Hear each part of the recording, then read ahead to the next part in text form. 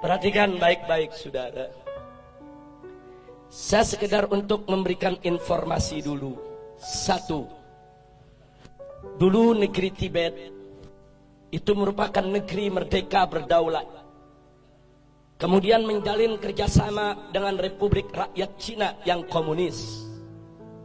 Setelah ada perjanjian kerjasama, Cina mengirim ribuan tenaga kerja ke Tibet, saudara. Membangun kota, membangun jalan, membangun kantor-kantor pemerintah, saudara. Kemudian setelah pembangunan selesai, ternyata ratusan ribu para pekerja tersebut angkat senjata melakukan pemberontakan di Tibet. Kok bisa? Ternyata para pekerja tersebut adalah tentara, saudara. Tentara yang memang dididik, saudara, untuk bekerja. Kemudian setelah itu Tibet jatuh, dikuasai oleh negara Cina. Dan pimpinan tertinggi agama yang ada di Tibet, yaitu Dalai Lama, ditangkap dan diusir ke luar negeri sampai hari ini, saudara. Hati-hati, masuknya tenaga kerja Cina ke Indonesia yang jumlahnya saat ini ratusan ribu orang harus diwaspadai. Karena kita sudah lihat bagaimana tegapnya badan mereka, bagaimana perawakan-perawakan mereka. Lebih tepat mirip tentara ketimbang pekerja kasar atau buruh, saudara. Yang kedua, saudara, di tengah Afrika ada satu negeri bernama Angola, dibantu habis-habisan oleh Republik Rakyat Cina, saudara. Setelah diikat dengan utang yang begitu besar, kemudian Cina mulai mengatur Angola. Anda tahu minggu ini apa yang terjadi? Parlemen Angola mengajukan undang-undang untuk ditandatangani oleh presiden yang isinya Islam tidak boleh ada di Angola dan seluruh masjid harus ditutup.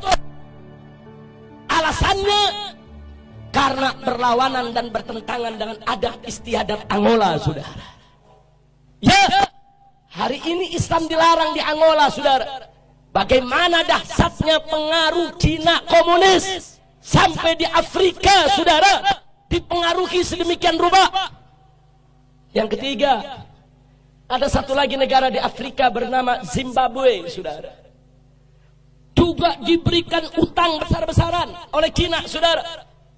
Setelah utangnya, saudara, membengkak, Zimbabwe tidak mampu untuk bayar utang, saudara. Lalu apa ditawarkan oleh Cina komunis? Dibebaskan dari utang, tidak perlu bayar utang. Tapi mulai saat itu Zimbabwe harus meninggalkan mata uangnya dan belanja sehari-hari dengan mata uang Cina, yaitu yuan, saudara. Saat ini di Zimbabwe, jual beli, sewa menyewa, transaksi semuanya menggunakan mata uang yuan milik Cina komunis, saudara. Kembali ke Indonesia, saudara. Saat ini kita dapat pinjaman utang ribuan triliun dari Cina, saudara. Saat ini kita berutang kepada negeri Cina ribuan triliun, yang 7 turunan kita ke depan belum tentu kita bisa bayar, saudara. Hati-hati dengan ribuan triliun kita hutang ke Cina.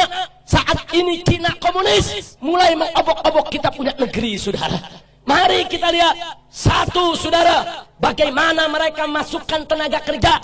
Ratusan ribu orang masuk ke Indonesia saat ini. Dan minggu yang lalu, saudara, Presiden Jokowi sudah menyatakan, mengingatkan kepada para pengusaha untuk tidak lagi bertransaksi dengan dolar ataupun rupiah, tapi bertransaksi dengan yuan, mata uang Cina, saudara. Ini bukan fitnah, ini keputusan presiden, saudara. Enggak sampai di situ, saudara. Sebulan yang lalu presiden juga mengeluarkan kepres bahwa orang asing termasuk Cina-Cina komunis diberikan hak milik untuk memiliki rumah, memiliki tempat tinggal dan memiliki perkebunan di Indonesia, saudara. Ini enggak pernah terjadi. Orang asing diberikan hak milik. Ada apa gerangan yang terjadi, saudara? Masya Allah. Ada apa ini negeri? Saya ketemu seorang pejabat, Habib, kan enak kerjasama dengan Cina. kita dibangunin itu jalan kereta, MRT, LRT. Saya katakan, Pak, itu bangun bukan gratis. Kita ngutang dan kita harus bayar dengan bunga. Satu. Kedua, kontraktor utamanya harus dari negeri Cina, bukan kontraktor utama pribumi kita. Yang ketiga, bahan-bahan bakunya juga harus diimpor dari Cina, termasuk reklamasi tiang-tiang pancangnya bukan kita buat sendiri, dari negeri Cina harus didatangkan, saudara. Dan gak sampai di situ, minimal 30% tenaga kerjanya juga harus dari Cina, saudara. Jadi apa yang kita dapat untung dari proyek-proyek tadi? Duit kita dikasih pinjam sama Cina, mesti bayar ke kontraktor Cina, mesti bayar ke pekerja Cina, mesti bayar ke material Cina. Semua duit balik lagi kepada mereka, saudara. Jangan mau dibohongin, jangan mau dibodohi, jangan mau dikadalin.